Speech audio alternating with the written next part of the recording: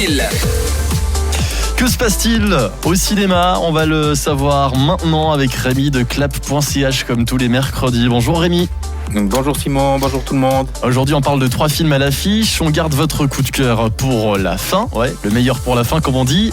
Et on commence avec la suite d'un film français qui avait été remarqué à sa sortie.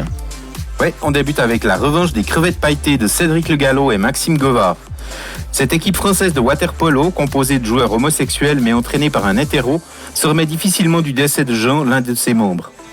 Néanmoins, les crevettes frétillent de bonheur de participer aux Gay Games à Tokyo.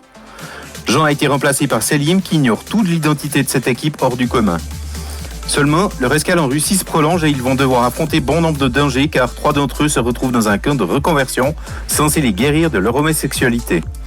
C'est un film militant qui aborde frontalement beaucoup d'aspects liés à l'homophobie.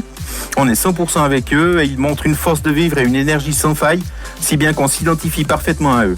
Donc ça c'est pour le premier film. Le deuxième film nous entraîne dans l'univers d'Harry Potter. Effectivement, on parle du 3e volet des Animaux Fantastiques intitulé Les Secrets de Dumbledore, toujours écrit par J.K. Rowling et réalisé par David Yates. Faut-il rappeler qu'Albus Dumbledore, incarné ici par Jude Law, était le directeur de l'école de magie Poudlard quand le jeune Harry Potter fréquentait ses bancs.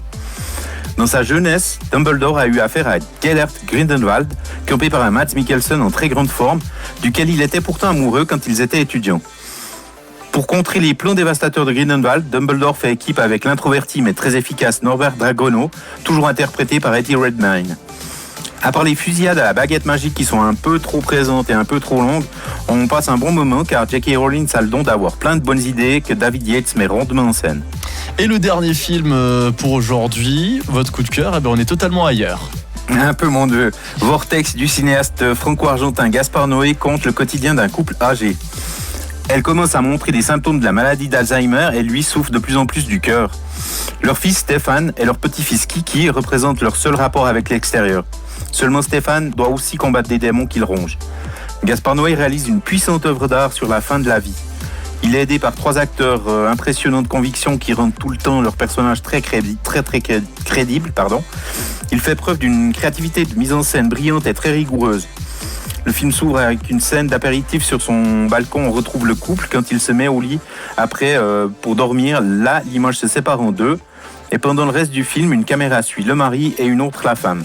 Cette idée simple est géniale car le spectateur se retrouve constamment avec les 2 points de vue qui se déroulent en même temps.